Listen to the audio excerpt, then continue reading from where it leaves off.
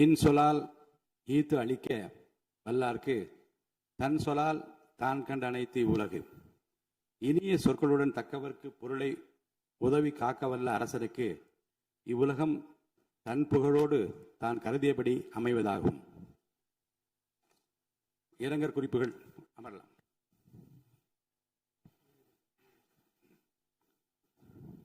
இரங்கற் குறிப்புகள். தமிழ்நாடு சட்டமன்ற பேரவை முன்னாள் உறுப்பினரான திரு ஆ. சின்னசாமி அவர்கள் 14/6/2026 அன்றும், திரு வி. எஸ். காளிமுத்து அவர்கள் 29/4/2026 அன்றும் மறைவுற்ற செய்தியினை இப்பேரவைக்கு வருத்தத்துடன் தெரிவித்துக் கொள்கிறேன். திரு ஆ. சின்னசாமி அவர்கள் 2006-2011 ஆண்டுகளில் பேரணாம்பட்டு தொகுதியிலிருந்து தமிழ்நாடு சட்டமன்ற பேரவைக்கு தேர்ந்தெடுக்கப்பட்டு பாராட்டத்தக்க வகையில் பணியாற்றினார்கள்.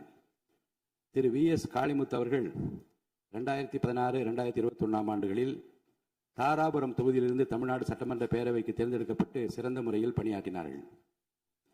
இம்முன்னாள் உறுப்பினரது மறைவால் அவர்களை பிரிந்து வருந்தும் அவரது குடும்பத்தினருக்கு ஆழ்ந்த இரங்கலையும் அனுதாபத்தையும் இப்பேரவையின் சார்பிலும் என் சார்பிலும் தெரிவித்துக் கொள்கிறேன்.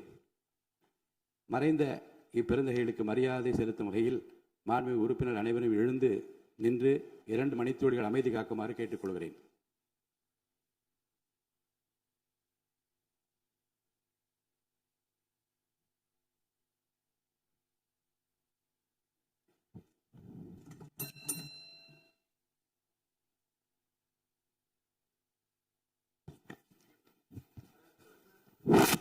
ஆளுநர் பேரவைக்கு நன்றி தெரிவிக்கும் தீர்மானம். ஆளுநர் பேரவைக்கு நன்றி தெரிவிக்கும் தீர்மானத்தின் மீது கொடுக்கப்பட்ட திருத்தங்கள் இன்று முன்மொழியப்பட்டு வழிமொழியப்பட வேண்டும்.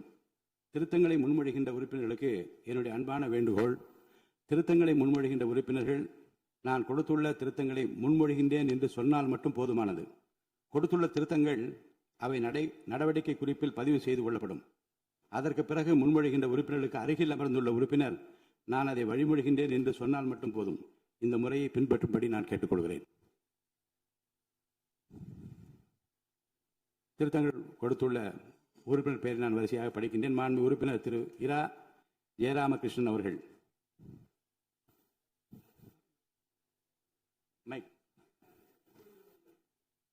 என்னால் கொடுக்கப்பட்ட திருத்தங்களை முன்மொழிகிறேன். மாண்பு உறுப்பினர் திரு எம். ராஜு அவர்கள். இல்லையா? கொடுக்கப்பட்ட திருத்தங்களை நான் முன்மொழிகிறேன். பக்கத்தில் யாரும் வழிமொழிங்க. மாண்பு உறுப்பினர் திரு மு. திராவிடமணி அவர்கள். நான் கொடுக்கப்பட்ட திருத்தங்களை முன்மொழிகின்றேன். பக்கத்தில் வழிமொழிங்க ஒருத்தர். மாண்பு உறுப்பினர் திரு ச. சிவகுமார் அவர்கள். மாண்புமிகு பேரவைத் தலைவர்களே, நான் கொடுத்த திருத்தங்களை முன்மொழிகிறேன். அதை நான் வழிமொழிகின்றேன். மாண்பு உறுப்பினர் முனைவர் கோவை செழியன் அவர்கள்.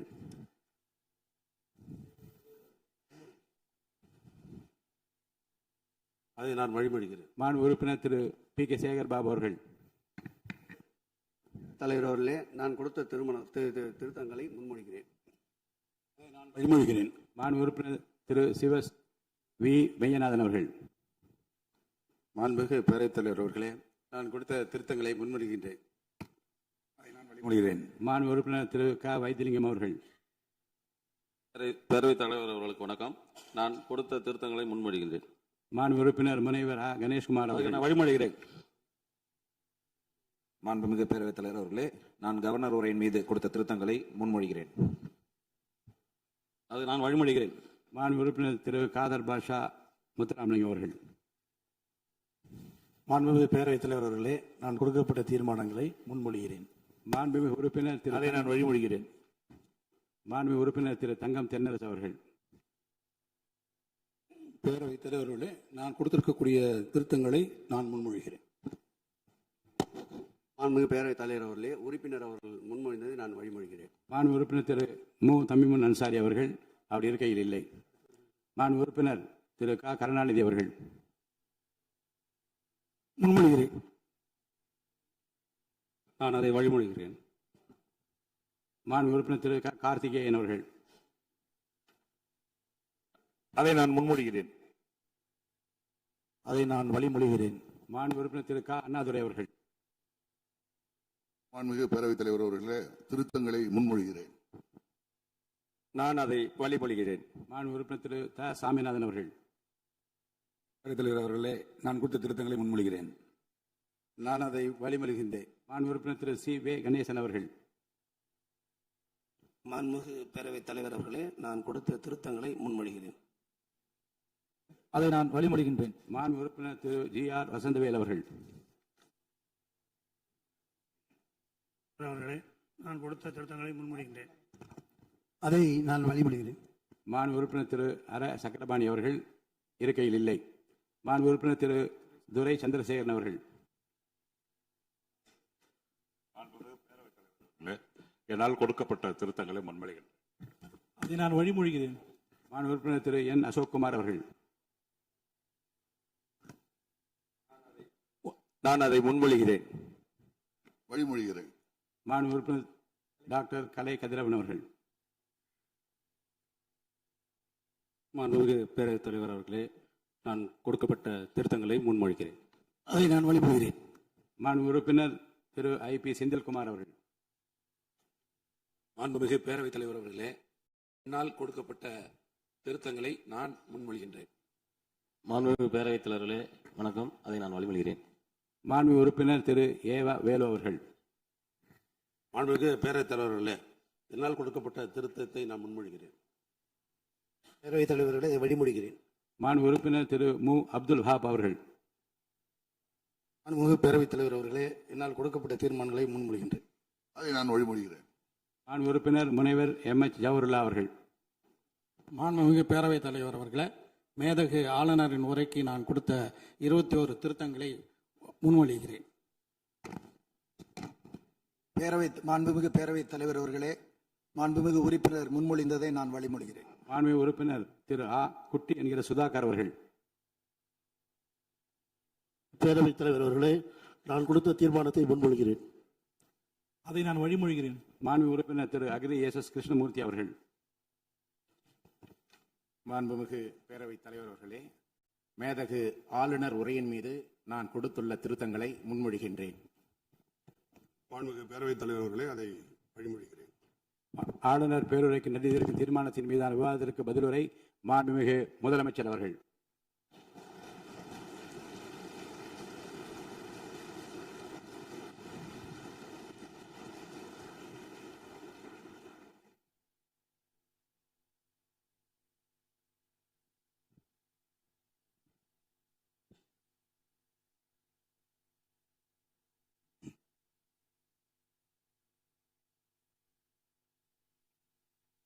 மாண்புமிகு பேரவைத் தலைவர் அவர்களே,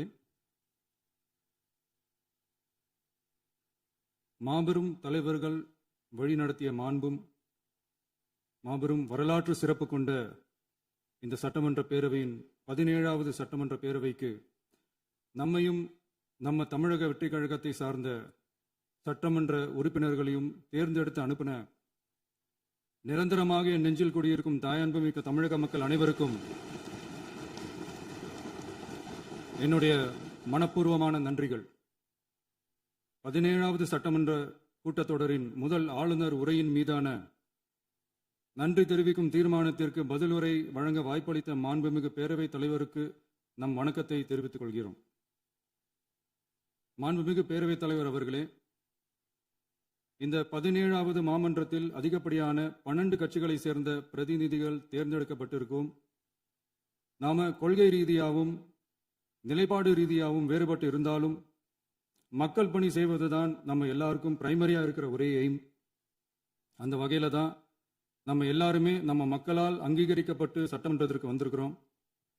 அதனால நாம கருத்தால் வேறுபட்டாலும் மக்கள் சேவை என்ற நோக்கத்துல நம்ம மாநிலம் சார்ந்த விஷயங்கள்ல நாம எல்லாரும் ஒன்றிணைந்து பயணிச்சா நம்ம தமிழ்நாடு என்னைக்கும் எதிலையும் முதன்மை மாநிலமாக திகழும். ஆளுநர் உரைக்கு நன்றி தெரிவிக்கும் தீர்மானத்தில் பேசின மாண்புமிகு உறுப்பினர்களுக்கு நன்றி.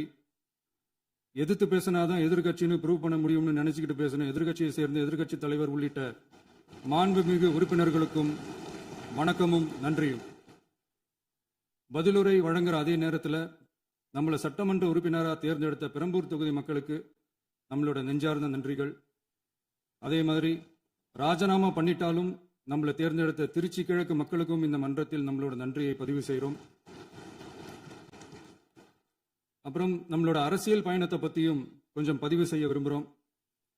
நாம் ஏதோ ஷூட்டிங்லேருந்து நேராக வந்து சிஎம் ஆன மாதிரியே சில பேர் ஒரு இமேஜ் கிரியேட் பண்ணுறாங்க. அவங்களுக்கு அவங்க ஆசைப்படுற லாங்குவேஜ்லேயே சொல்கிறோம், அது வெறும் ரீல் தான், ரியல் கிடையாது. ஒரு சாதாரண நடிகனாக தான் நம்ம கெரியர் தொடங்குச்சு. அப்புறம் அப்படியே சின்சியராக உழைச்சி மேலே வந்தோம். நம்ம கெரியரில் நாம் மேலே வந்ததுக்கு இந்த விஜய் ஒருத்தன் மட்டுமே காரணம் இல்லை, அவனோட உழைப்பு மட்டுமே காரணம் இல்லை. இந்த விஜயோட உழைப்புக்கும் உயர்வுக்கும் பின்னாடி இருக்கிற ஒட்டுமொத்த தமிழ்நாட்டு மக்களோட அன்பும் அரவணைப்பும் தான் காரணம்.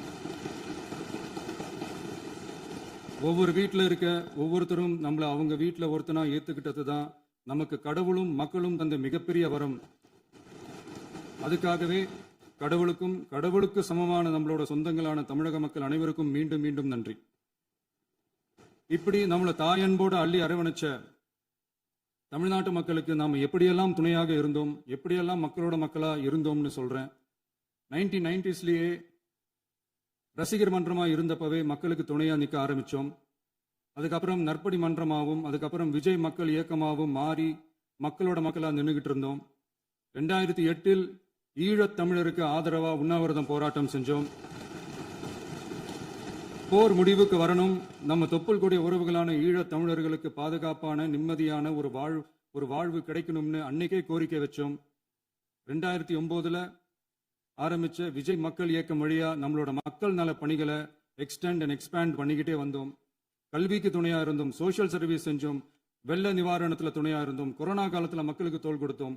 விலையில்லா விருந்தகம், குருதியகம், முட்டைப்பால் ரொட்டி திட்டம், விழியகம், பயிலகம், நூலகம், இப்படி பல வழியில மக்களுக்கு துணையா இருந்தோம். அப்புறம் நம்மளோட திரைப்படங்கள்ல நம்மளால முடிஞ்ச வரைக்கும் ஊழல் எதிர்ப்பை சொன்னோம், சமூக நீதியை சொன்னோம், கல்வியை பத்தி சொன்னோம், அரசியலை பத்தி சொன்னோம். அரசியலை பத்தி பேசுனதுனால நம்ம படங்கள் சந்திச்ச இது வரைக்கும் சந்திக்கிற பிரச்சனையை பத்தி எல்லாருக்குமே தெரிஞ்சதுதான். இது மட்டும் இல்லாம 2011 நாகப்பட்டினத்துல மீனவர் பிரச்சனைகளுக்கு ஆதரவா ஒரு பெரிய பொதுக்கூட்டம் நடத்தினோம். மீனவர்கள் மீதான தாக்குதலை கண்டிச்சு பேசி அதுல நம்மளோட எதிர்ப்பை பதிவு செஞ்சோம். 2017 ஜல்லிக்கட்டு போராட்டத்தில் தமிழர் பண்பாட்டு உரிமைக்கான நம்மளோட ஆதரவை தெரிவித்தோம்.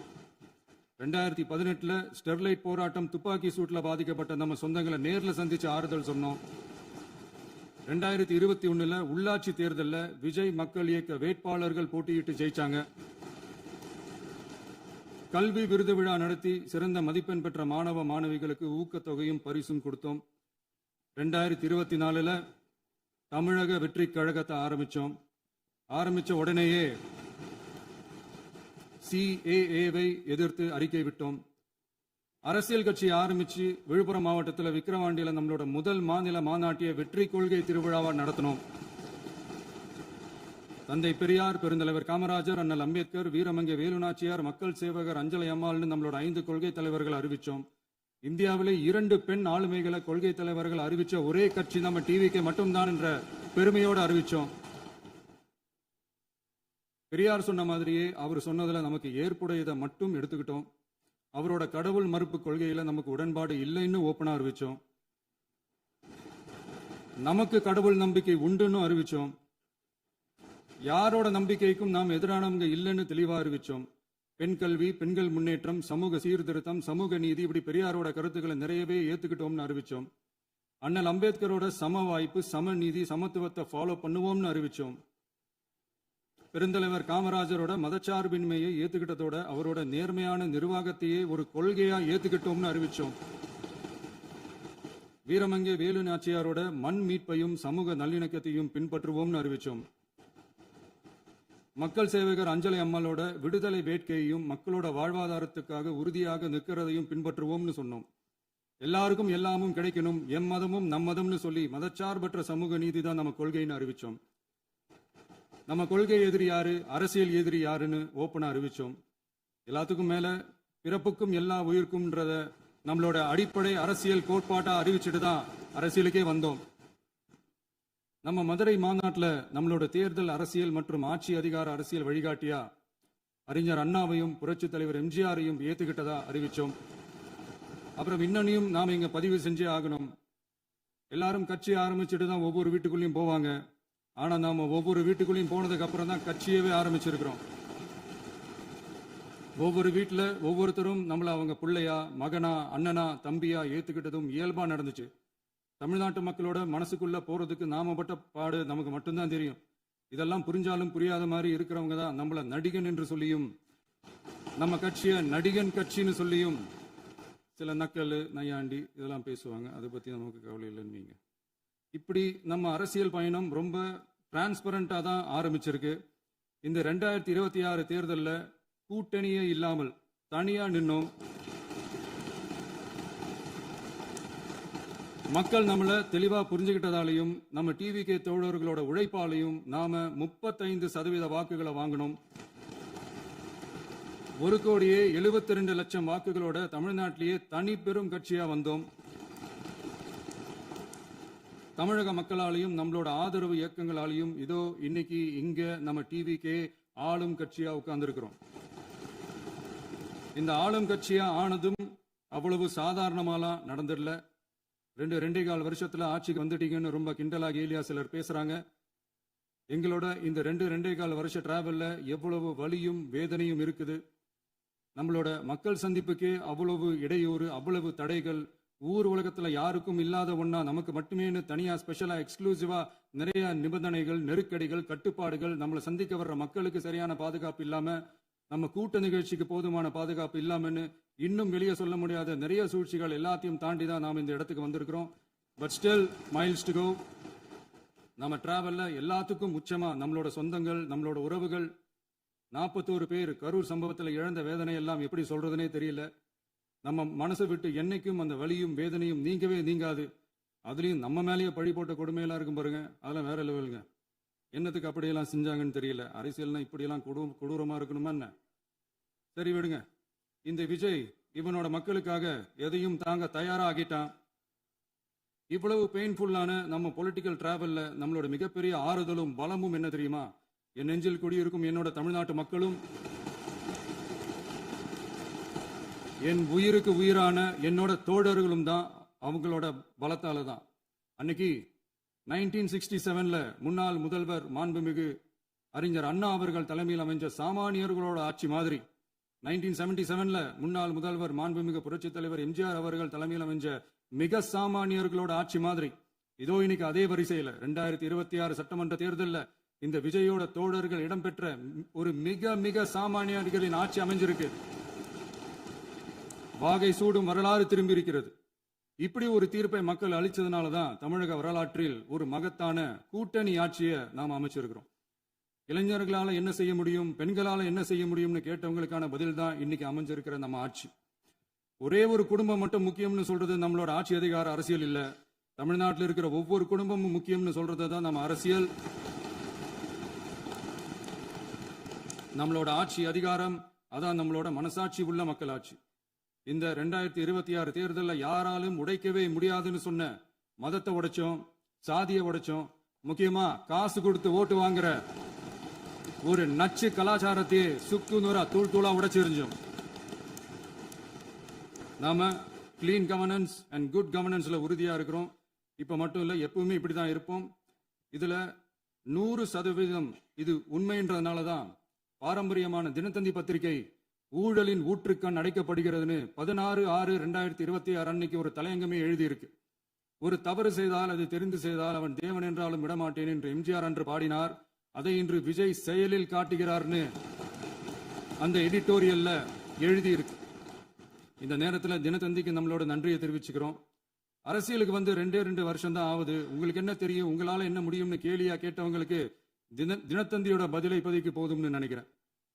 என்னென்னமோ செய்வான்னு சொல்றானே இந்த விஜய், பல வருஷமா இருக்கிற ஒரு பதவி வெறி பிடிச்ச அரசியலை உடைச்சி எப்படி செய்வான்னு நம்ம மக்களை யோசிச்சிருவாங்க. இதோ இப்போ நம்ம மக்களுக்கு புரிஞ்சிருக்கும். இப்பவும் சொல்றோம், இது வெறும் ஆரம்பம் தாங்க. இந்த மாபெரும் சபையிலிருந்து கேட்கிற மக்களே, நமக்கு கொஞ்சம் அவகாசம் கொடுங்க. இதுக்கு முன்னாடி, அதாவது 2017 கடைசியில இருந்து 2026 ஏப்ரல் வரைக்கும் இருந்த புண்ணியவான்கள் ஆட்சியில ஒவ்வொரு டிபார்ட்மெண்ட்லயும் போட்ட ஏராளமான ஓட்டைகளை அடைச்சிக்கிட்டே படிப்படியா மக்களுக்கு நல்லதையும் செஞ்சுக்கிட்டே வருவோம். அதனாலதான் நமக்கு எதிரா யார் யாரோ சேரவே மாட்டாங்கன்னு நினைச்சவங்க எல்லாம் ஒன்னா சேர்றாங்க. நம்ம ஆட்சிக்கு டேட்டு குறிக்கிறாங்க.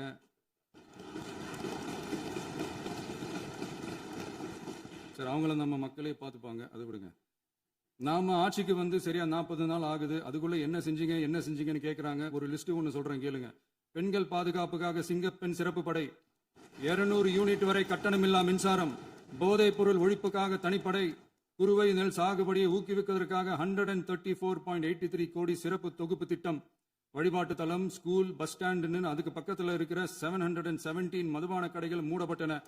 அங்க வேலையில் இருந்தவர்களுக்கு வேறு கடைகளில் வேலை, கவனிக்கப்படாமல் விடப்பட்ட அம்மா உணவகங்கள் புதுப்பிக்கப்பட்டன. பத்திரப்பதிவு துறையில் பகல் கொள்ளைக்கு ஃபுல் ஸ்டாப் வைக்கப்பட்டுள்ளது.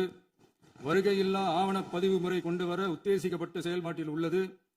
அரசு மற்றும் தனியார் மருத்துவமனையில் ஸ்கேன் மையங்களில் கருவுறுவதற்கு முன் மற்றும் பின் ஏற்படும் தவறுகளை கண்காணிக்கவும், மருத்துவ நிறுவனம் முறைப்படுத்தும் சட்ட விதிகள் பின்பற்றப்படுகிறதா என கண்காணிக்கவும், மருத்துவ மற்றும் ஊரக பணிகள் இயக்கத்தின் பயன்பாட்டிற்காக 40 புதிய வாகனங்கள் வழங்கப்பட்டுள்ளது.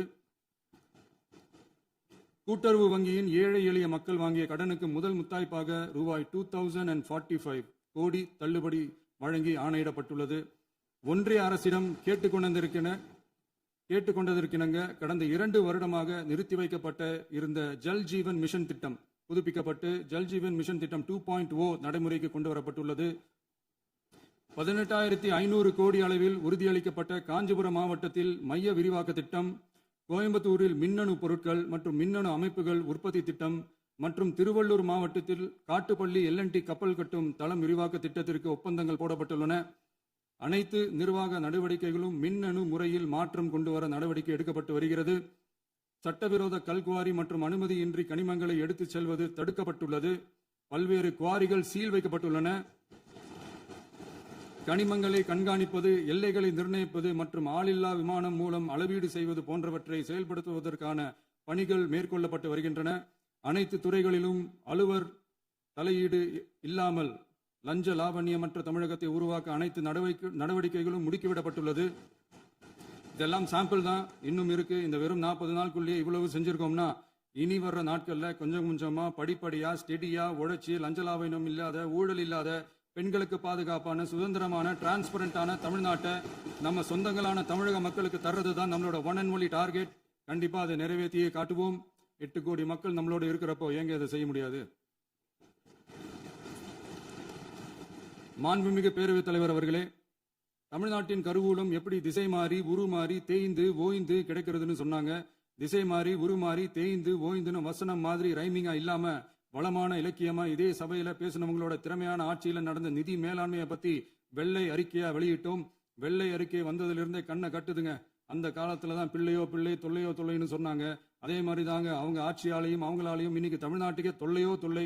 இப்படி ஒரு நிலைமையை உண்டாக்கி வச்சுட்டு இவங்க சொல்றாங்க நமக்கு ஆட்சி செய்ய தெரியாதுன்னு. நம்ம அமைச்சர்களுக்கும் நம்ம சட்டமன்ற உறுப்பினர்களுக்கும் ஒன்னும் தெரியாதுன்னு.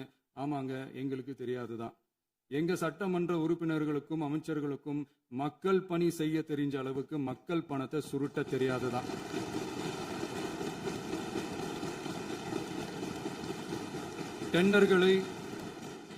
டெண்டர்களை முறைப்படுத்த தெரிஞ்ச அளவுக்கு அதோட ரேட்டை உயர்த்தி ஊழல் செய்ய தெரியாதுதான். பதவி உயர்வு வழங்கவும் பணி இடமாற்றம் கலந்தாய்வு நடத்தவும் தெரியுமே தவிர பதவி உயர்வுக்கும் பணியிட மாற்றத்திற்கும் பணம் பறிக்க தெரியாதுதான். புதிய பணியிடங்கள் உருவாக்க தெரியுமே தவிர அந்த பணியிடங்களை பணத்துக்கு விற்க தெரியாதுதான். கோயில்கள்ல நடக்கிற நிர்வாக சீர்கேட்டை தடுக்க கோயில்கள்ல நடக்கிற நிர்வாக சீர்கேட்டை தடுக்க தெரியுமே தவிர கோயில் பணத்தை கொள்ளையடிக்க தெரியாதுதான். தங்கத்தை உருக்கி தாரை வார்க்க தெரியாதுதான். கனிம வளத்தை பாதுகாக்க தெரிஞ்ச அளவுக்கு கனிமத்தை வித்து கொள்ளையடிக்க தெரியாதுதான். அரசு வருமானத்தை அரசு கஜானாவுக்கு மாத்த தெரிஞ்ச அளவுக்கு அந்த பணத்தை தனிப்பட்ட கஜானாவுக்கு மடை மாத்த தெரியாதுதான். போதை கலாச்சாரத்தை தடுக்க தெரிஞ்சவங்களுக்கு போதை கலாச்சாரத்தை வளர்க்க தெரியாதுதான். நம்ம குடும்பத்தில் இருக்கிற பாட்டி, அம்மா, அக்கா, தங்கச்சி, குழந்தைங்களை, பெண்களை மதிக்க தெரிஞ்சவங்களுக்கு ஓசி பஸ், 1000 ரூபாய் கேஸ், இப்படிலாம் பேச தெரியாதுதான். எங்க உறுப்பினர்களுக்கும் அமைச்சர்களுக்கும் மக்கள் சேவை தெரிந்த அளவிற்கு சுயநல தேவையை செஞ்சிக்க தெரியாதுதான். அதனாலதான் சொல்றோம், எங்களை பார்த்து எதுவும் தெரியாதுன்னு சொல்றவங்களுக்கு சொல்றோம், இதெல்லாம் எங்களுக்கு தெரியாதுதான். உங்களை மாதிரி முறைகேடுகளை செய்யறத நாங்க தெரிஞ்சுக்கவும் போறதில்ல, தெரிஞ்சுக்கவும் ஆசைப்படல. அத கடைசி வரைக்கும் எங்களுக்கு தெரியாமலே இருந்துட்டு போகட்டும்.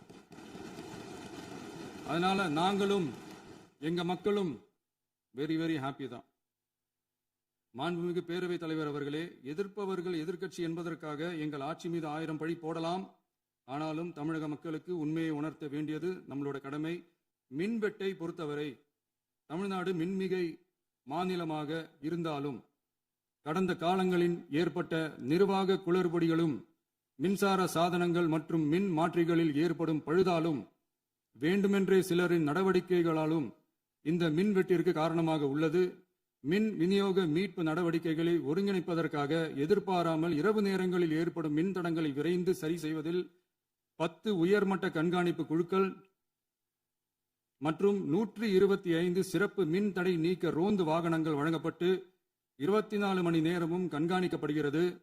கூடுதலாக தற்போது 77 புதிய மின் தடை நீக்க மையங்களும் உருவாக்கப்பட்டுள்ளன. விரைவில் இந்த மின்வெட்டு நிலைமை அறவே நீக்கப்படும். மாண்புமிகு பேரவைத் தலைவர் அவர்களே, நம்ம விவசாயிகள் எல்லாரும் நம்மளை நல்லா புரிஞ்சுக்கிட்டு தமிழக வெற்றி கழகத்தை ஏத்துக்கிட்டாலும் எதிர்க்கட்சிகளோட தூண்டுதலால சில இடங்கள்ல சில போராட்டங்கள் நடக்குது. எதிர்க்கட்சிகள் என்னதான் சித்து வேலை செஞ்சாலும் விவசாய பெருமக்கள் எல்லாரும் நம்ம ஆட்சி அவங்களுக்கான ஆட்சி தான் நல்லா புரிஞ்சுதான் வச்சிருக்கிறாங்க. இந்த வருஷம் எல்னினோ விளைவா எப்பவும் இருக்கிறத விட இந்த டைம் மழை குறையுங்கிறதையும் நம்ம விவசாயிகள் உணர்ந்துதான் இருப்பாங்க. இருந்தாலும் நம்ம அரசு நம்ம விவசாயிகளோட வாழ்வாதாரத்துக்காக பக்கபலமாகவும் உறுதியாகவும் துணை நிற்கும்ங்கிறத தெரிவிச்சுக்கிறோம்.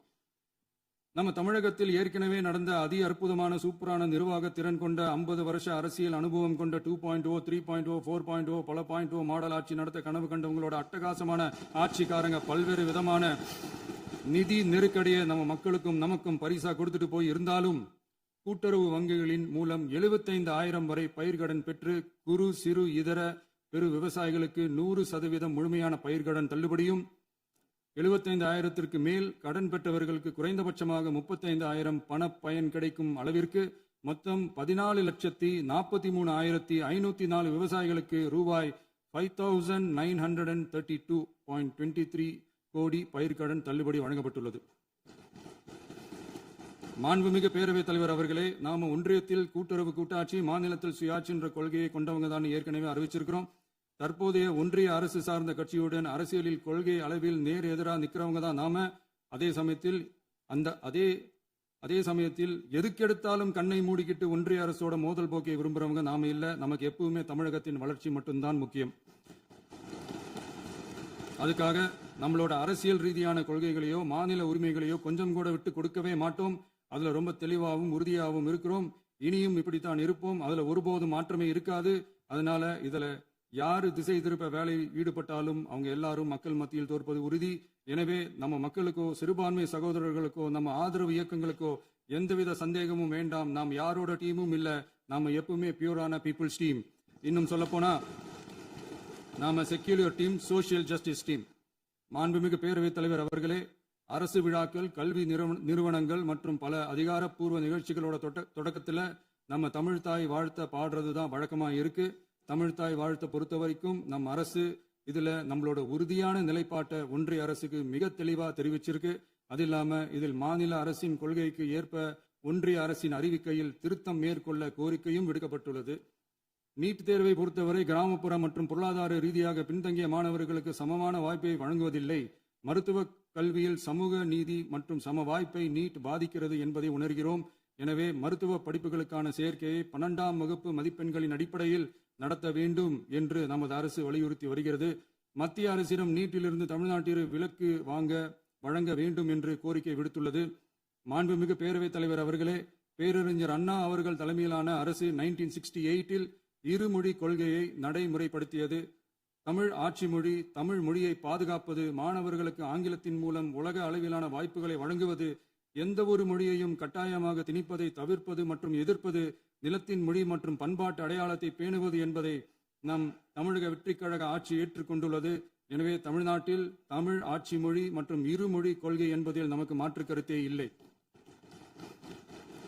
மாண்புமிகு பேரவைத் தலைவர் அவர்களே, கடந்த 11/6/2026 அன்று நடந்த நிதி ஆயோக் கூட்டத்தில் தமிழ்நாடு அரசின் சார்பாக கலந்து கொண்டு வறுமையற்ற தமிழ்நாடு இயக்கம் உருவாக்க தேவையான நிதியையும், தமிழ்நாட்டுக்கு 2 எய்ம்ஸ் மருத்துவமனைகளை தருமாறும், மருத்துவம் மற்றும் பல் மருத்துவ படிப்பிற்கு 12ஆம் வகுப்பு மதிப்பெண் அடிப்படையில் இடங்களை நிரப்புதல் குறித்தும், செயற்கை நுண்ணறிவு தொடக்க நிறுவன வளர்ப்பு மையங்கள் தமிழ்நாட்டில் அமைக்கவும், இளைஞர் திறன் மற்றும் வேலைவாய்ப்பு இயக்கம் செயல்படுத்த வேண்டியும், பெண்கள் தலைமையிலான வளர்ச்சி குறித்தும், மீனவ சமுதாயங்களின் வாழ்வாதாரம் மற்றும் மீன்பிடி படகுகள் மற்றும் மீனவர்களை விடுவித்தல் குறித்து நிரந்தர நடவடிக்கை எடுக்க வேண்டியும், காலநிலை தாங்கும் தன்மை பெருந்திட்டம் 2045 கீழ் விண்வெளி உற்பத்தி மையத்தை தேசிய விண்வெளி உற்பத்தி மையமாக அறிவிக்க கோரியும், தமிழ்நாட்டில் சாலை போக்குவரத்து நெடுஞ்சாலை மற்றும் ரயில்வே அமைச்சகத்தின் மேம்பாட்டு குறித்தும், அனைத்து கிராமங்களையும் டிஜிட்டல் இணைப்பு வசதி ஏற்படுத்துதல் குறித்தும், கூட்டு குடிநீர் திட்டம் தொடரவும், அரசின் விழாக்களில் தமிழ்தாய் வாழ்த்துக்கான முதலிடத்திற்கான கோரிக்கையும், மேகதாது அணை கட்டுமான நிறுத்தத்தை உறுதிப்படுத்தவும், மாநிலத்தின் மீது மும்மொழி கொள்கையை வற்புறுத்தாமல் புதிய கல்விக் கொள்கையை திணிக்காமல் தமிழகத்திற்கான கல்வித் தொகை ரூபாய் 3284 கோடியை விடுவிக்க கோரியும், ஆண்டுதோறும் 5 லட்சம் இளைஞர்களுக்கு உதவித் தொகையுடன் கூடிய பணியினை தொழில்நுட்ப பயிற்சி வழங்க ஒத்துழைப்பு வழங்குமாறும், ஒகேனக்கல் 3ஆம் கட்ட கூட்டு குடிநீர் திட்டத்திற்கான நிதி ரூபாய் 2283.40 விடுவிக்கவும், வேலை வாய்ப்பு மற்றும் வாழ்வாதாரத்துக்கான உத்தரவாத திட்டத்தின் கீழ் வேலை வாய்ப்புகளை உருவாக்க உடனடி நடவடிக்கை மேற்கொள்ள வேண்டியும் மற்றும் திருக்குறளை தேசிய இலக்கியமாக அறிவிக்குமாறும் தமிழ்நாடு சார்பில் பேசியுள்ளோம் என்பதை தெரிவித்துக் கொள்கிறோம். மாண்புமிகு பேரவைத் தலைவர் அவர்களே, அண்டை மாநிலங்களுடனான நட்புறவு ஒரு மாநிலத்தின் வளர்ச்சிக்கும் நாட்டின் ஒற்றுமைக்கும் மிகவும் அவசியமானது. தமிழ்நாடு தனது அண்டை மாநிலங்களுடன் நதி நீர் பங்கீடு, பொருளாதாரம், கல்வி, கலாச்சாரம் மற்றும் போக்குவரத்து துறைகளில் நல்லுறவை பேணி வருகிறது. பரஸ்பர மரியாதை, ஒத்துழைப்பு மற்றும் கூட்டாட்சி தத்துவத்தின் அடிப்படையில் அண்டை மாநிலங்களுடனான நட்புறவை வலுப்படுத்தவும் நமது ஆட்சியில் காக்கப்படுகிறது. மாண்புமிகு பேரவைத் தலைவர் அவர்களே, சட்டம் ஒழுங்கை பற்றி பேச்சு வந்தது. சட்டம் ஒழுங்கு சரியா இருக்கணும் அப்படின்றதுல எங்களுக்கு மாற்று கருத்தே கிடையாது. கண்டிப்பாக லா அண்ட் ஆர்டர் கரெக்டாக இருக்கணும், கரெக்டாக இருக்கும், இருக்க வைப்போம். அதே மாதிரி பெண்கள் பாதிக்கப்படுறதையும் இங்கே யாராலும் சகிச்சிக்கவே முடியாது. அதுக்கான கடுமையான நடவடிக்கைகள் நம்ம அரசு எடுத்துக்கிட்டு இருக்கிறோம். இந்த சிங்கப்பெண் சிறப்பு அதிரடிப்படை கூட அதுக்கான ஒரு ஃபர்ஸ்ட் ஸ்டெப் தான். அதே மாதிரி இந்த போதைப் பொருள் நடமாட்டம் அதை கண்ட்ரோல் பண்ணுறதுக்கும் நம்ம அரசு கடுமையான நடவடிக்கைகள் எடுத்துக்கிட்டு இருக்கிறோம். அதையும் கண்டினியூ பண்ணி எடுப்போம். மாண்புமிகு பேரவைத் தலைவர் அவர்களே, இப்போ நான் சொன்ன இந்த பிரச்சனைகள்லாம் 2026 போன மாதம் மே மாதம் 10ஆம் தேதி புதுசாக வந்துடல. இதெல்லாம் பல வருஷமாக இருக்கிற பிரச்சனைகள் தான், பல வருஷமாக கண்டுக்காமல் விட்ட பிரச்சனைகள் தான். இன்னைக்கு வந்து எதிர்கட்சிக்காரங்க அதை பற்றி கேட்கும் போது எனக்கு வந்து அது அக்கறையாக தெரியல, அவதூறு அரசியலாக தான் தெரியுது, பழி போட்ட அரசியலாக தான் தெரியுது. இப்படி அவதூறு பழி போடுறவங்களை பார்த்து ஒன்று தான் கேட்கணும்னு தோணுது. கடந்த 9-10 மாசமா நம்ம ஸ்டேட்ல சட்டம் ஒழுங்கு டிஜிபியே இல்லை. சட்டம் ஒழுங்கு டிஜிபியை போடுங்கன்னு சொல்லி எல்லாம் ஊஞ்சி போயிட்டோம். போன ஆட்சியில் நடந்ததுக்கெல்லாம் இப்பதான் விடையை கண்டுபிடிக்கிறோம் நம்ம ஆட்சியில்.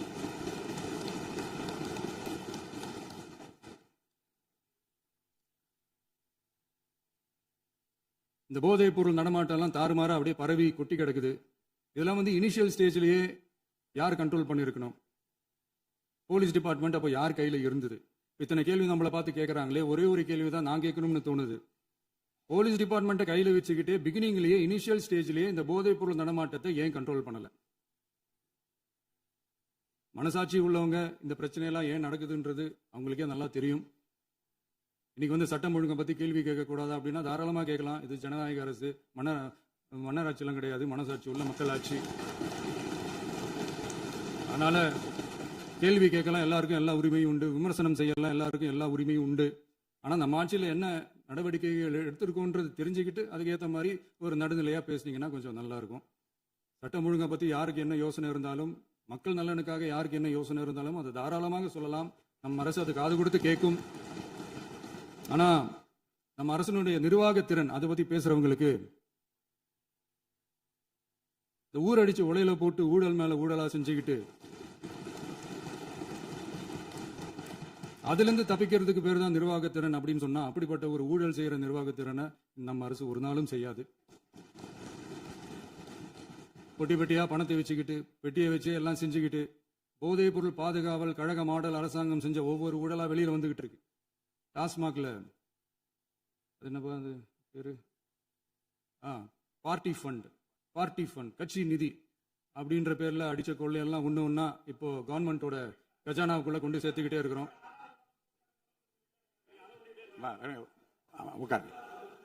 மாண்புமிகு முதல்வர்கள் பதில் உரைக்கு பிறகு முதல்வர் பதில் உரைக்கு பிறகு நேரம் தரேன். அப்ப பேசட்டும், அவங்க பேசட்டும், அவங்க பேச அனுமதி. உட்காருங்க உட்காருங்க.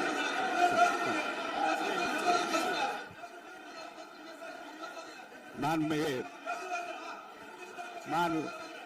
அலோவ் பண்றேன் உட்காருங்க. மாண்பு உறுப்பினர்கள் நீங்க இங்க உட்காருங்க, அமைதியா நீங்க எல்லாம் உட்காருங்க. உட்காருங்க மாண்புமிகு நீங்க எல்லாரும் உட்காருங்க. அமைதியா உட்காருங்க. இருங்க உட்காருங்க. அப்புறம் நீங்க என்ன உட்காருங்க. நான் கொடுக்க உட்காருங்க. நான் பாயிண்ட் ஆஃப் ஆர்டர் கொடுங்க. நான் கொடுக்குறேன்.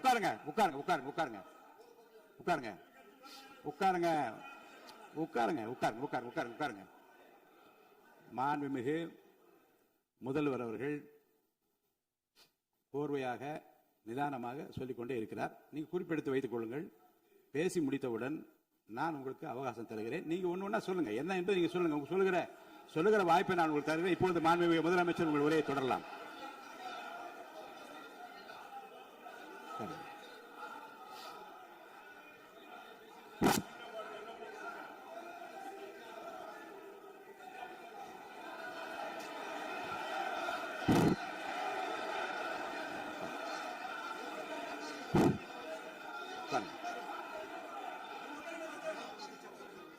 நான் எழுந்த பிறகு உட்கார்றதா உட்காருங்க. எல்லாரும் உட்காருங்க. தேசிய உட்கார். நான் அலோவ் பண்றேன். உட்காருங்க. அமைதியா உட்காருங்க. நான் அலோவ் பண்றேன். அமைதியா உட்காருங்க. அங்க இருந்து குரல் கொடுக்காதீங்க. உட்காருங்க.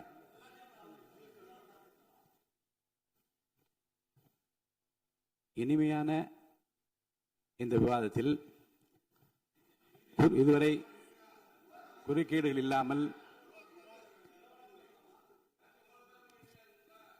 கொஞ்சம் அமைதியா இருங்க. மாண்புமிகு முதல்வர்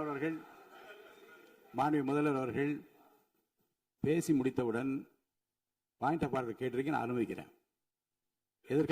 எதிர்கட்சி தலைவருக்கு மட்டும் நான் அனுமதி தருகிறேன். அவர் எழுந்து பேசலாம். முதலமைச்சர் நீங்க கண்டினியூ பண்ணி முடிக்கலாம். நீ எல்லாரும் எழுந்துச்சீங்கன்னா சரி வராது. உட்காருங்க. நான் சொல்லியிருக்கேன். உட்காருங்க.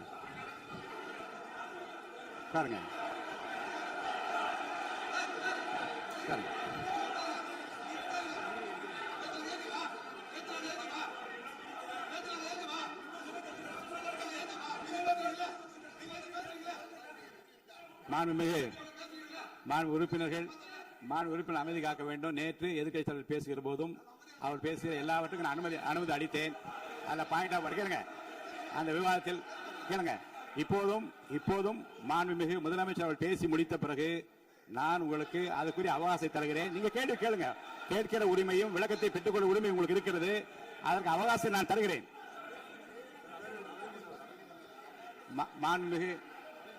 மாண்புமிகு உறுப்பினர் அமருங்க. நான் என் தீர்ப்பை சொல்லுகிறேன். மாண்புமிகு முதலமைச்சர் அவர்கள் பேசி முடித்தவுடன் எதிர்க்கட்சி தலைவருக்கு அந்த வாய்ப்பை நான் தருகிறேன். நிச்சயமா அந்த கேள்வி கேட்கலாம். உட்காருங்க எல்லாரும். முன்னவர் பேசுங்க. மாண்பு பேரவைத் தலைவர் அவர்களே, இன்று இவர்கள் முயற்சி செய்வது அவர் ஆளுங்கட்சியாக இருக்கின்ற போது நான் சொல்லிடுறேன் ப்ளீஸ். ஒரே நிமிஷம் நான் சொல்லிடுறேன் ப்ளீஸ். ஆளும் கட்சியாக இருக்கின்ற போது நீங்கள் சொன்ன ஒரே வார்த்தை, நாங்கள் பேசி முடித்ததற்கு பிறகு குறிப்பிடுத்துவிட்டு நீங்கள் எந்த கேள்வி வேண்டுமானாலும் கேட்கலாம் என்று ஒரு முறையை நீங்கள் பின்பற்றினீர்கள். அதே முறையை இப்போது பின்பற்ற வேண்டும் என்று கேட்டுக்கொள்கிறேன். பள்ளிக்கல்வித்துறை அமைச்சர், மாண்புமிகு பேரவைத் தலைவர் அவர்களே, நேற்றைய தினம் கூட எதிர்க்கட்சி தலைவர் சொன்னதை முழுமையாக கேட்டு இறுதியில் ஒரு வாய்ப்பு தந்தீங்க. அதுவும் இல்லாம இந்த நேரத்தில் நேரலையில் நீங்களும் பாக்குறீங்க. அங்கிருந்து ஒருமையில் விழித்து இந்த பக்கம் இருக்க உறுப்பினர்களை பார்த்து அப்படின்னு ஒருமையில் விழிப்பதை உங்கள் மூலமாக கண்டிக்கிறேன். அந்த வார்த்தையை அவை குறிப்பிலிருந்து நீக்கணும். கண்ணியம் காத்து அவைக்குள்ள வராது. அவையெல்லாம் அவைக்குள்ள வராது. முதல்வர் முழுமையாக பேசுவதை காத்து கண்ணியம் காத்து இந்த சபைக்கு ஒரு மரபு இருக்கிறது, அதை மூத்த உறுப்பினர்கள் பின்பற்றபடி உங்கள் மூலமாக கேட்டுக்கொள்கிறேன். மாண்புமிகு முதலமைச்சர் அவர்கள் உரையை தொடரலாம். நான் தரேன். நான் உறுதியாக மாண்புமிகு முதலமைச்சர் அவர்கள் பேசி முடித்தவுடன் எதிர்க்கட்சி தலைவருக்கு அந்த வாய்ப்பு தரப்படும் என்பதை உறுதியாக சொல்லிவிட்டேன். இடையிலே குறுக்கீடு செய்யாமல் அந்த பேச்சு முழுமையாக பேசி முடிக்க நீங்கள் அனுமதி வழங்க வேண்டும் என்று கேட்டுக்கொள்கிறேன். அமைதியா உட்காருங்க, அவங்க பேசி முடிக்கட்டும், நீங்க கேளுங்க. நான் என்ன சொல்றேன், கேட்கிற உரிமையும் விளக்கத்தை கேட்டு பெற உரிமை உங்களுக்கு இருக்கிறது. ஆனா இடையிலே குறுக்கீடு செய்யாமல் அதை முடிக்கும்படி நான் கேட்டுக்கொள்கிறேன். மாண்புமிகு முதலமைச்சர் அவர்கள் தொடர்ந்து நீங்க பேசலாம்.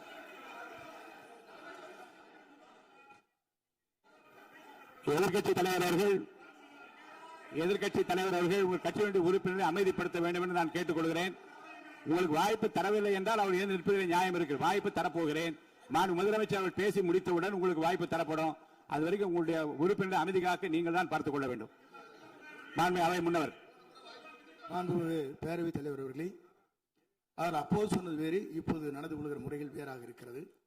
அன்றைக்கு அவர் சொல்லுகிற போது அமைச்சர் அத்தனை பேரும் பேசி முடித்ததற்கு பிறகு உங்களுடைய கருத்துக்கள் ஏதாவது மறுபடியும் தெரிவிக்கலாம்.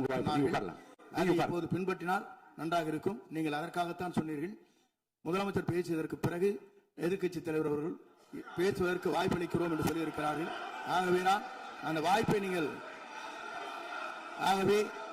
இல்ல அது பதில் சொல்லணும்னு கேட்டிருக்காங்க. பதில் சொல்லணும் சொல்லியிருக்காங்க. பதில் சொல்லினா தங்க பிரச்சனை இல்ல, அப்படி இல்ல. ஆகவே இல்ல நேற்றைய தினம் நீங்கள் அப்படி பேசிக் கொண்டது ஆறாவது இல்ல. நேற்றைய தினம் நீங்கள் பேசுகிற போது ஆறாவது குறுக்கிட்டார்களா? நீங்கள் பேசுகிற போது யாருமே குறுக்கிடவில்லை. நீங்க எவ்வளவு பேசினீர்கள், எவ்வளவு வார்த்தைகள் பேசினீர்கள் என்பதெல்லாம் எங்களுக்கு தெரியும். யாருமே அதில் குறுக்கிடவில்லை. இது முதலமைச்சர், எங்கள் முதலமைச்சர் எதிர்க்கட்சி தலைவர் பேசுகிற போது யாரும் குறுக்கிட வேண்டாம் என்று சொன்னார்கள். அதை நாங்கள் பின்பற்றினோம். ஆனால் இன்றைக்கு நீங்கள் பின்பற்றவில்லை என்பதால் வேதனையாக இருக்கிறார். முன்னவர் நேற்று எதிர்க்கட்சி தலைவர் பேசுகிற போது அடுக்கடுக்காக குற்றச்சாட்டுல வைத்தார்.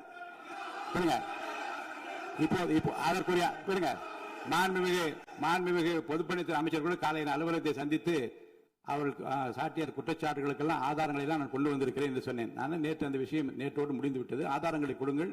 தக்க நேரத்தில் இதை பற்றி சொல்ல வேண்டிய நேர்ந்தால் நான் இதெல்லாம் ஆய்வு செய்து உரிய நேரத்தில் அவை குறிப்பில் ஏற்றுவதற்கு முன்பாக அவரிடம் காட்டி அதற்கு பிறகு அதை பற்றி முடிவெடுக்கும் என்று நான் சொன்னேன்.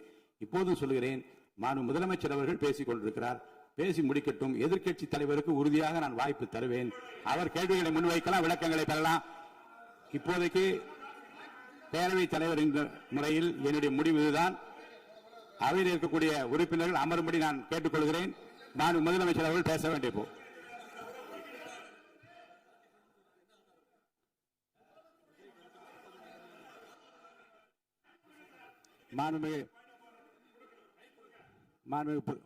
இருங்க.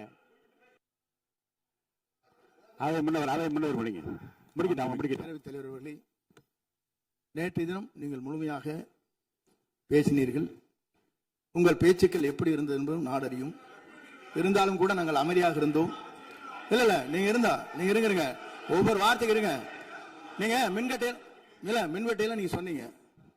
உங்களுடைய முன்னாள் அமைச்சர் ஆற்காடு வீராசாமி இருக்கிற போது மின்வெட்டால் தான் நாங்கள் ஆட்சியே மாறியது என்றெல்லாம் சொன்ன கதையெல்லாம் இருக்கு. அதெல்லாம் சொன்ன பண்ணாங்க. நாங்களே எது அமைதியா இருந்தா அதுக்கு அங்கே தயவு செய்து எதிர்க்கட்சி தலைவருக்கு வாய்ப்பளிக்கிறார்கள். அந்த வாய்ப்பை நீங்கள் அவர் முதலமைச்சர் பேசுவதற்கு பிறகு பேசினால் அழகாக இருக்கும். அவை முன்னர் பள்ளி கல்வித்துறை அமைச்சர். மாண்புமிகு பேரவைத் தலைவர் அவர்களே, அவர் ஒரே ஒரு வார்த்தையை தான் சொன்னார். பார்ட்டி ஃபண்ட் என்ற வார்த்தையை கேட்டு எதிர்க்கட்சி நண்பர்கள் கோபப்படுகிறார்கள். ஆனால் அதன் மீது உங்களுக்கு பாயிண்ட் ஆஃப் ஆர்டர் தருவதாகவும் நீங்கள் வந்து சட்டப்பேரவைத் தலைவர் சொல்கிறீர்கள். நேற்றைய தினம் இதே போல வெற்றி தலைவர் அவர்களினுடைய வழிகாட்டில் வளர்ந்த நாங்கள் சகிப்புத்தன்மையோடு அவர்கள் பல வார்த்தைகள் சொன்னார்கள்.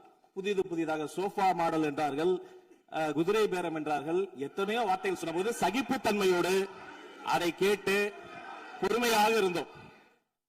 இவர்கள் குதிரை பேரம் எல்லாம் அவைக்குள் நீக்கப்பட்டு விட்டது. சரி, சோஃபா மாடல் என்று சொன்னார்கள்.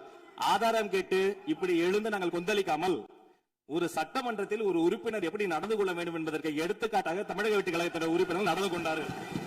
இப்போது மதிப்பிற்குரிய எதிர்க்கட்சி தலைவர் அவர்களே, உங்கள் ஊடாக நான் கேட்பது என்னவென்றால், அவர்களினுடைய கட்சி உறுப்பினர்களை அவர் அமைதிப்படுத்தி முதல்வர் அவர்கள் உரையை முழுமையாக கேட்டு சகிப்புத்தன்மைக்கு சட்டமன்றத்தில் இந்த பக்கம் மட்டுமல்ல அந்த பக்கமும் எடுத்துக்காட்டாக இருப்பதற்கு அவர் வழிவகை செய்ய வேண்டும் என்று உங்கள் மூலமாக கேட்டுக்கொள்கிறேன். பொதுப்பணித்துறை அமைச்சர்.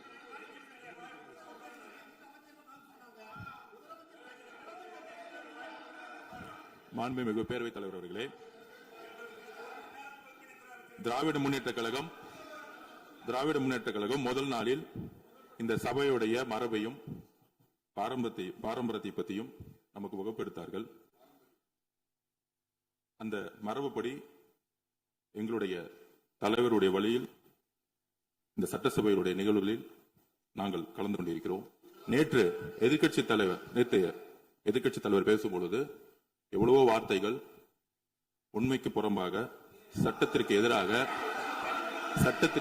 ஒரே நிமிஷம் பேசுறேன். சட்டத்திற்காக பேசும்பொழுது நாங்கள் அமைதியாக இருந்தோம். நாங்கள் அமைதியாக ஒரு 2-3 முறை தான் அவரு பேசும்போது மினிஸ்டர்கள் நின்னாங்க. ஆனா இன்னைக்கு மாண்புமிகு முதலமைச்சருடைய முதல் உரை கடந்த 4 நாட்களாக திராவிட முன்னேற்ற கழகம் முதலமைச்சர் ஏன் பேசலன்னு சொல்லிட்டே இருந்தாங்க. இன்னைக்கு பேச ஆரம்பிச்ச உடனே அவர் சொன்ன வார்த்தை பார்ட்டி ஃபண்ட் சொன்னார். எந்த பார்ட்டின்னு சொல்ல. ஆனா அந்த வார்த்தைகள் சொல்லி முடிஞ்ச உடனே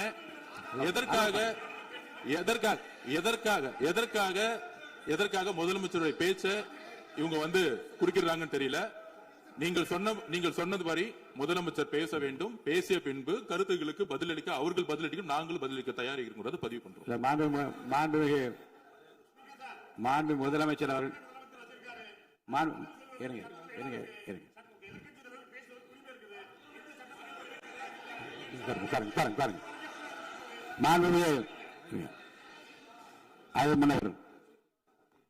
மரபு இருக்கிறது, எப்போது வேணும் பாயிண்ட் ஆஃப் ஆர்டர் இருக்கலாம். இருந்தாலும் கூட நீங்க அந்த மரபை நீங்க கடைபிடித்தீங்களா உங்க ஆட்சியில?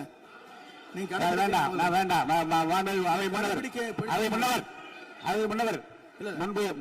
முன்பு எப்படி நடந்தால் என்பதை பற்றியோ முன்பு நடந்த நிகழ்வுகள் பற்றியோ நீங்கள் சொல்லி மீண்டும் இந்த அவையினுடைய மாண்பை குறைக்க வேண்டாம் என்று நான் கேட்டுக்கொள்ள வேண்டாம். இப்போதுள்ள பிரச்சனை மாண்பு முதலமைச்சர் அவர்கள் தன்னுடைய பேச்சை உறுதி செய்து முடிக்க வேண்டும். அவர் முடித்த பிறகு எதிர்க்கட்சி தலைவருக்கு நான் நிச்சயமாக வாய்ப்பு தருவேன். அவர் கேள்வி கணைகளை தொடுக்கலாம், சந்தேகங்களை கேட்கலாம், விளக்கம் தருவதற்கு மாண்பு முதலமைச்சர் அவர்கள் தயாராக இருக்கின்ற அமைதியாக அமரும்படி நான் கேட்டுக்கொள்கிறேன். இப்ப நான் அனுமதிக்க முடியாது. மாண்பு முதலமைச்சர் உரையை தொடரலாம்.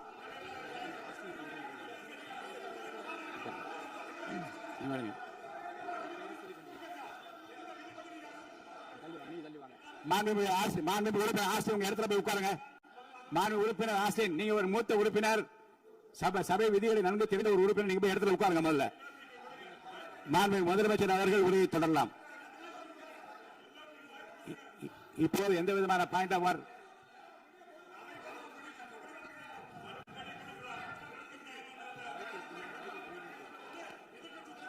நான் வாய்ப்பு இல்லை என்று சொன்னால் நீ எழுந்து நிற்பதிலே நியாயம் இருக்கிறது. உட்காருங்க. வாய்ப்பு உறுதியாக எதிர்க்கட்சி தலைவருக்கு பாயிண்ட் ஆஃப் ஆர்டர் மட்டுமல்ல, உட்கார்ந்து அவர் பேசிய பேச்சுக்களை என்னென்ன இருங்க, என்ன என்ன என்ன என்ன என்ன உங்களுக்கு சந்தேகம் இருக்கிறதோ, வினாக்கள் இருக்கிறதோ அதை நீங்க கேட்கலாம். அவர் பதில் சொல்வதற்கு தயாராக இருக்கிறார். பேசி முடிக்கின்ற வரை அமைதி காக்கும்படி உங்களை நான் கேட்டுக்கொள்கிறேன். மாண்புமிகு எதிர்க்கட்சி தலைவர் முழு ஒத்துழைப்பை நீங்கள் தர வேண்டும் என்று நான் எதிர்பார்க்கிறேன்.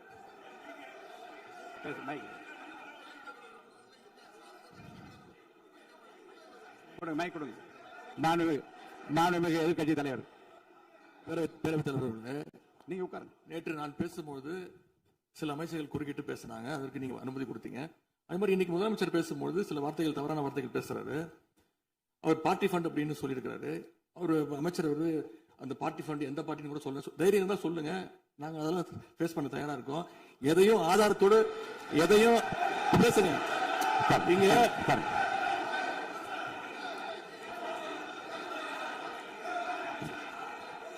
அது மாதிரி பேரவைத் தலைவர் அவர்களே, நேற்று நான் பேசி முடிஞ்சோடனே நீங்க அவை முடிஞ்சிருச்சுன்னு சொல்லிட்டீங்க. நாங்கெல்லாம் வீட்டுக்கு போயிட்டோம்.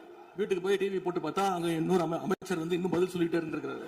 அதற்கெல்லாம் நாங்க இப்ப என்ன பதில் இது, என்ன மரபு இது? நீங்க இப்ப பேசிக்கிட்டே இருப்பீங்களா? நாங்க பாத்துக்கிட்டே இருக்கணுமா? அதே மாதிரி இன்னைக்கு முதலமைச்சர் அவர்கள் பேசும்போது நாங்களும் அமைதியாக கேட்டுட்டு தான் இருந்தோம். ஆனா சில கருத்துக்கள் அவர் பேசும்போது அதை நாங்கள் அனுமதிக்க முடியாது. ஆதாரத்தோடு ஏதாவது பேசணும்னா, குற்றச்சாட்டுகள் சொல்லும்போது ஆதாரத்தோடு சொன்னீங்கன்னா அதை நாங்க வந்து ப்ரூவ் பண்றதுக்கு தயாராக இருக்கு. மாண்புமிகு உறுப்பினர் அவர்கள் இருங்க.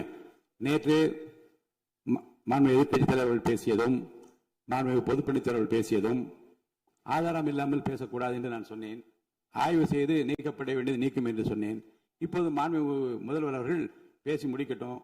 நீங்கள் கூறிய கருத்துப்படி அதில் ஆதாரங்கள் இல்லாத குறிப்பாக இருந்தால் அதை நீக்குவதற்குரிய உரிமை எனக்கு இருக்கிறது. ஆய்வு செய்து நான் நடவடிக்கை எடுப்பேன். இப்போது மாண்புமிகு முதலமைச்சர் அவர்கள் பேசலாம்.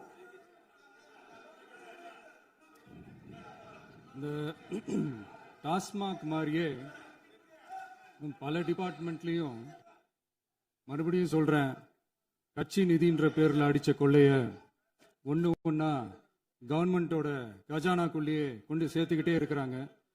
இப்பவும் சொல்றேன், மக்கள் பணத்திலிருந்து ஒரு பைசா கூட தொடமாட்டோம், தொடவும் விடமாட்டோம், தொட்டா விடமாட்டோம், இதுக்கு முன்னாடி தொட்டவங்களையும் விடமாட்டோம்.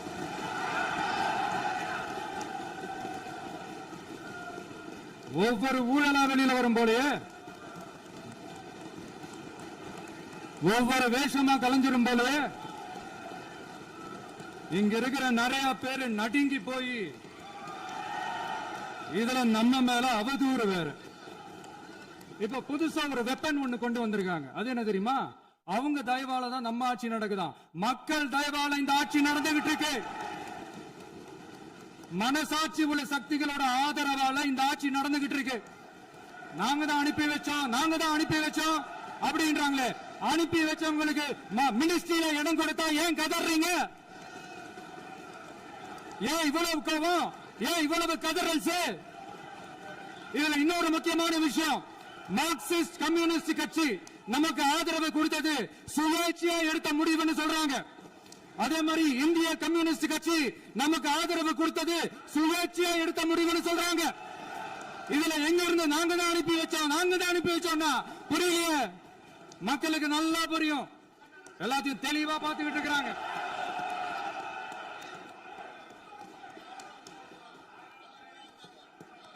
முதலமைச்சர் முதலமைச்சர்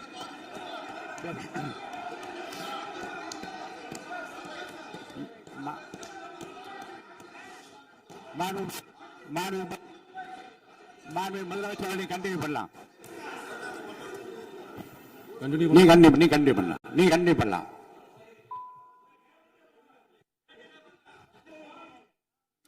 இந்த சமூக நீதி அரசுன்னு சொல்றவங்களை பார்த்து கேட்கிறேன், நம்ம பட்டியலின சகோதரர்களுக்கு எத்தனை அமைச்சர் பதவி கொடுத்தீங்கன்னு கொஞ்சம் சொல்ல முடியுமா? ஆனா நம்மளுடைய அரசுல 8 அமைச்சர் பதவிகள் யாருக்கு? நம்ம பட்டியலின சகோதரர்களுக்கு. எல்லாம் நம்ம அண்ணன், நம்ம தம்பி, நம்ம தங்கச்சிங்க. அண்ணல் அம்பேத்கர் அவர்களுடைய கிட்டத்தட்ட 100 ஆண்டு கால கனவு இப்ப நிறைவேறி இருக்கு. நான் ஏன் கொஞ்சம் சவுண்டா பேசுறேன் அப்படின்னா அவங்களுக்கு கேட்கணுன்றதுக்காக தப்பா எடுத்துக்காது.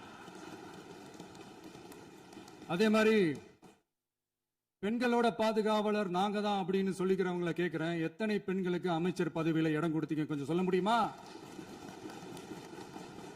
எங்க அரசுல 4 சகோதரிகளுக்கு அமைச்சர் பதவி கொடுத்திருக்கிறோம்.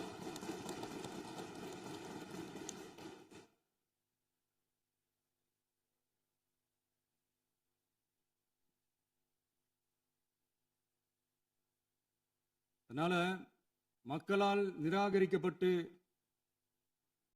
மக்களால் அகற்றப்பட்டவங்களுக்கு ஒண்ணு சொல்லிக்கிறோம், தப்பே செய்ய மாட்டோம், ஊழலே செய்ய மாட்டோம், நேர்மையா தான் இருப்போம், நியாயமா தான் இருப்போம் அப்படின்னு சொல்றவங்களால மட்டும்தான் கூட்டணி ஆட்சி அமைக்க முன்வரும். ஆட்சியிலையும் பங்கு, அதிகாரத்திலையும் பங்கு கொடுக்க முன்வரும். ஊழல்லையே ஊறி போனவங்களால இந்த கூட்டணி ஆட்சியோ ஆட்சியிலையும் பங்கு அதிகாரத்திலையும் பங்கு கொடுக்க முன்வராது. மெஜாரிட்டி இருந்தாலும் தரமாட்டாங்க, மெஜாரிட்டி இல்லைனாலும் தரமாட்டாங்க. கேட்டா ரெடிமேடா ஒரு பதில் ஒண்ணு வச்சிருப்பாங்க, கூட்டணி ஆட்சியை மக்கள் விரும்ப மாட்டாங்கன்னு. அதே மக்கள் தான் இப்ப அவங்கள பார்த்து சிரிக்கிறாங்க. நான் பதவி ஏத்த அன்னைக்கு கொஞ்சம் டைம் அவகாசம் கேட்டேன். எதுக்கு கேட்டேன்? நிதி நிலைமை எல்லாம் கொஞ்சம் மோசமா இருக்குது, அதெல்லாம் கொஞ்சம் சரி செஞ்சுக்கிட்டு படிப்படியா கொஞ்சம் கொஞ்சமா நான் கொடுத்த வாக்குறுதிகள்லாம் செயல்படுத்துவேன், அதுக்காக கொஞ்சம் டைம் அவகாசம் கேட்டேன். நான் ஏதோ வேற எதுக்காகவோ வேற யாருக்காகவோ ஏதோ அவகாசம் கேட்ட மாதிரி. அடுத்து இங்க சபையில இல்லாதவங்களை பத்தி பேச வேண்டாம்னு நினைக்கிறேன். இங்க நம்மளை பத்தி அவதூறு பரப்புறதோட மட்டும் இல்லாம இப்ப நம்ம மக்கள் மேலேயும் அவதூறு பரப்ப ஆரம்பிச்சிட்டாங்க. மக்கள் நமக்கு ஓட்டு போட்டது தப்பான், குடும்பமா நமக்கு ஆதரிச்சது தப்பான். இது இப்ப இல்ல, நான் சொல்றது எம்ஜிஆர் அவர்கள் காலத்திலிருந்தே. அப்பவே அவர் ஜெயிச்சப்போ அதே மக்களை தப்பா பேசுறது. மக்கள் என்ன பண்ணிட்டாங்க, எம்ஜிஆர் என்ன பண்ணிட்டாரு, எம்ஜிஆர் என்ன இது பண்ணிட்டாரு. 50 வருஷமா ஒரே டெக்னிக்கா. டெக்னாலஜி எல்லாம் மாறி வேற எங்கேயோ போயிட்டு இருக்கு. பஸ் இதுல கொஞ்சம் டெக்னிக்காச்சும் கொஞ்சம் மாத்தினா கொஞ்சம் நல்லா இருக்கும். அதனால மக்களுக்கு யூஸ்ஃபுல்லா இருக்கிற மாதிரி இந்த ஆக்கப்பூர்வமான கருத்துக்களோ ஆக்கப்பூர்வமான யோசனைகளோ இருந்தா சொல்லுங்க. அதை நாங்க டெஃபரெண்டா எடுத்துக்கிறோம். ஆனா அதை விட்டுட்டு இந்த நக்கல் நையாண்டி சம்பந்தம் இல்லாத பேச்சு இதெல்லாம் பேசிட்டு அப்புறம் முதல்வர் பதில் சொல்லல, முதல்வருக்கு பதில் சொல்ல தெரியல அப்படின்னா அப்புறம் என்ன சோஃபா மாடல் ஆட்சியா? அது என்னன்னு புரியறதுக்கு எனக்கு ரொம்ப நாள் ஆச்சு. இந்த sofa set, table chair, teapoy, furniture பிசினஸ்லாம் வேற எங்க வெளியில போய் பண்ண சொல்லுங்க. அப்படி அந்த பிசினஸ் தான் பண்ணணும்னா நிறைய பிசினஸ் பண்ற மாதிரி வெளியில போய் பண்ண சொல்லுங்க. இங்க சட்டசபைக்குள்ள வேணாம். அதனால ஆக்கப்பூர்வமான கருத்துக்கள் இருந்தா சொல்லுங்க. டெஃபினட்டா அது சரியா இருந்தா நாங்க ஏத்துக்கிறோம். எனக்கு ஒரு குட்டி கதை ஒன்று ஞாபகம் வருது, சொல்லாமா? ஒரு ஊர்ல ஒரு பெரியவர் வெயில் ரொம்ப ஜாஸ்தியா இருக்குன்னு சொல்லிட்டு கண்ணுக்கு மேல கை வச்சுக்கிட்டு இப்படி சுத்தி முத்தி தேடிக்கிட்டு இருந்தாராம். அப்ப கூட இருந்த ஒரு சின்ன பையன் என்ன தேடுறீங்க அப்படின்னு கேட்டானா. அதுக்கு அந்த பெரியவர் சொன்னாரா, அது ஒண்ணு இல்ல தம்பி, உங்க அப்பா இங்கதான் இருப்பாருன்னு சொன்னாங்க, அதான் தேடிக்கிட்டு இருக்கேன். எங்க உங்க அப்பாவையா காணோம்?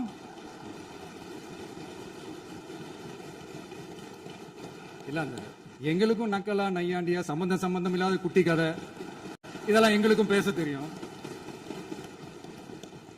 அந்த கதையில பெரியவர் அப்படி சொன்னாராம், தப்பா எடுத்துக்காதீங்க. அந்த கதையில பெரியவர் அப்படி கேட்டாராம். அதனால யாரும் இங்க டென்ஷன் ஆக வேணாம். அதனால இன்னொரு இந்த என்னுடைய உரையை முடிக்கிறதுக்கு முன்னாடி போயிட்டாங்க, பேசலாமா? உங்க கருத்துக்களை நீங்க முழுமையாக மன நிறைவோடு பேசலாம். டிவியில் பார்க்கணும். சரி, அதான் 5 நிமிஷம் பேசுனதுக்கே கொளத்தூரி இந்த ஆட்டம் ஆடிச்சு. பேசுனா அப்புறம் என்ன பண்றது? கடைசியா நான் இந்த உரையை முடிக்கிறதுக்கு முன்னாடி ஒரு முக்கியமான ஒரு விஷயம் பத்தி சொல்லணும். ஆளுநர் உரை அன்னைக்கு இந்த தமிழ் தாய் வாழ்த்துக்கு அப்புறம் தேசிய கீதம் பாடினது தப்பு, தேசிய கீதம் 2 முறை பாடினது தப்பு, அப்படி ஒரு நிகழ்வு இதுக்கு முன்னாடி இந்த சட்டசபையில நடந்ததே கிடையாது, அந்த மரபையே மாத்திட்டீங்க, இப்படி ஒரு பெரிய ஒரு போர் மாதிரி எதிர்கட்சியை சார்ந்தவங்க எல்லாம் சொன்னாங்க இல்லையா? அந்த மாநில உரிமை போராளிகளை, அந்த மரபு காக்கிற உரிமை போராளிகளை ஒரே ஒரு கேள்விதான் கேட்கணும். 2021 ஆகஸ்ட் 2 ஞாபகம் இருக்கா? Centenary celebration of Tamil Nadu legislature. அந்த ஃபங்க்ஷன்ல நம்ம முன்னாள் முதலமைச்சர் கருணாநிதி அவர்களோட கலைஞர் அவர்களுடைய கலைஞர் அவர்களுடைய புகைப்படத்தை மாண்புமிகு குடியரசுத் தலைவர் திறந்து வைக்கிற ஒரு ஃபங்க்ஷன். அந்த ஃபங்க்ஷன்ல national anthem followed by Tamil Thai Vazhthu அப்படின்னு அறிவிச்சது ஞாபகம் இருக்கா?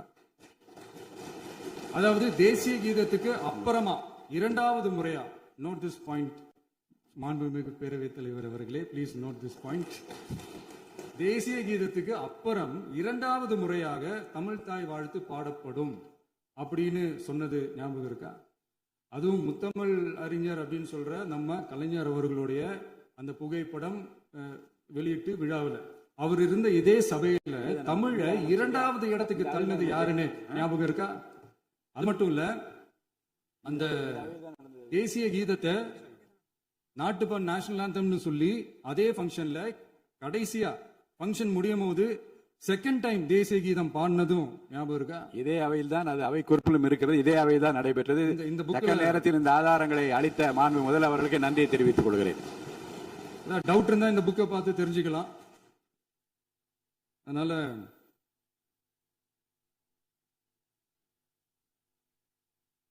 இதெல்லாம் கேட்டா என்ன சொல்லுவாங்கன்னா, அது ஜனாதிபதி கலந்துகிட்ட ஃபங்க்ஷன், அதெல்லாம் அப்படிதான், அதெல்லாம் கண்டுக்க கூடாது அப்படின்னு சொல்லுவாங்க. இதே மாதிரிதான் பேசுறது ஒண்ணு, செய்யறது ஒண்ணு, செய்யறது ஒண்ணு, பேசுறது ஒண்ணு. இதெல்லாம் மக்கள் பார்த்துக்கிட்டு இருக்காங்க. எலெக்ஷனுக்கு முன்னாடி தான் அப்படி செஞ்சுக்கிட்டு இருந்தாங்க. இப்போ எலெக்ஷனுக்கு அப்புறம் அதே தான் செய்யறாங்க. இந்த விஜயையும் சாமானியர்களின் உண்மையான சமூக நீதி அரசையும் அவமானப்படுத்துறதுக்கு தான் அவங்களோட அந்த பொலிட்டிக்கல் சீனியாரிட்டி அது பயன்படுத்துது போல. சரி, செய்யட்டும் செய்யட்டும், நல்லா செய்யட்டும். இப்போ ஆனாலும் நம்மளுடைய மாநில உரிமை, மொழி உரிமை, உத்தமபுத்திரர் போல வேஷம் போடுற எதிர்கட்சிக்கு ஒன்றை மட்டும் ஆணித்தரமாக சொல்றோம். உங்களை மாதிரி தமிழ் தமிழ்னு சொல்லிக்கிட்டு, மொழி, பண்பாடு, கலாச்சாரம்னு சொல்லிக்கிட்டு ரெட்டை வேஷம் போடுறவங்க நாங்க கிடையாது. உலகெங்கும் வாழும் என் தமிழ் சொந்தங்களுக்கு நம்முடைய உத்தரவாதம் தமிழ் தான் எங்க உயிர் நாடி அப்படின்றத மறக்க மாட்டோம். இப்பவும் சொல்றோம், மாநில உரிமையில எப்பவும் உறுதியா இருப்போம். அதே சமயத்துல அரசியல் வேற, ஒன்றிய மாநில அரசுகளுக்கு இடையே இருக்கிற நிர்வாக அணுகுமுறை வேற. இதுல நாங்க ரொம்ப தெளிவா இருக்கிறோம். அதனால எங்களுக்கு பாடம் எடுக்கிறதா நினைச்சுக்கிட்டு உங்க வேஷத்தை நீங்களே கொஞ்சம் கொஞ்சமா கலைச்சிக்கிட்டே வர்றீங்க, மறந்துடாதீங்க. அப்புறம் நேத்து எதிர்கட்சி தலைவர், மாண்புமிகு எதிர்கட்சி தலைவர் பேசும்போது நிறைய பேசினாங்க. அதுல ஒண்ணு மட்டும் அரசு சொல்றதா நினைச்சுக்கிட்டு நம்மளை இன்டைரக்டா ஈவில் அப்படின்ற அந்த வார்த்தையை யூஸ் பண்ணாங்க. எனக்கு ஒன்னே ஒண்ணுதான் சொல்லணும்னு தோணுது. ஈவில்ஸ்னு டெவில்ஸ் பேசக்கூடாது.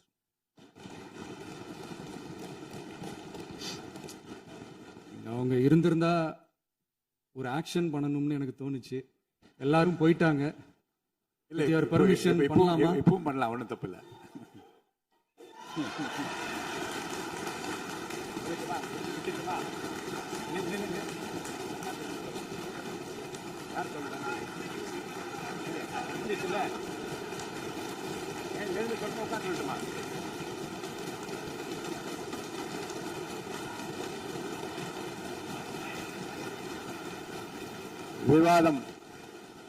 விவாதம் முடிவுற்றது.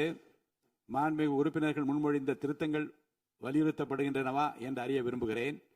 மாண்புமிகு உறுப்பினர்கள் முன்மொழிந்த திருத்தங்கள் அனைத்தும் பேரவையின் அனுமதியில் திரும்ப பெறப்படுகின்றன. 2026 ஆண்டு ஜூன் திங்கள் 18ஆம் நாளன்று சட்டமன்ற பேரவைக்கு மாண்புமிகு ஆளுநர் அவர்கள் ஓந்தளித்த பேரவைக்கு தமிழ்நாடு சட்டமன்ற பேரவை உறுப்பினர்கள் பெரிதும் நன்றி உடையவர்களாவர் என்று மாண்புமிகு பேரவை துணைத் தலைவர் திரு மு ரவிசங்கர் அவர்களால் 19/6/2026 நாளன்று முன்மொழியப்பட்ட தீர்மானம் பேரவையின் முடிவுக்கு விடப்படுகிறது. ஏற்போர் ஆம் என்க, மறுப்போர் இல்லை என்க. ஏற்போரே அதிகம் என்று கருதுகிறேன். ஏற்போரே அதிகம். தீர்மானம் நிறைவேறியது. அரசினர் தீர்மானம். பேரவை மீண்டும் கூடும் நாள் குறிப்பிடப்படாமல் ஒத்திவைக்கப்பெறும் தீர்மானம். மாண்புமிகு பேரவை முன்னவர் அவர்கள். மாண்புமிகு பேரவைத் தலைவர் அவர்களே, பேரவை விதி 25 கீழ் 1 பேரவை மீண்டும் கூடும் நாள் குறிப்பிடப்பெறாமல் ஒத்திவைப்பு பெறலாம் எனும் தீர்மானத்தை மொழிகிறேன்.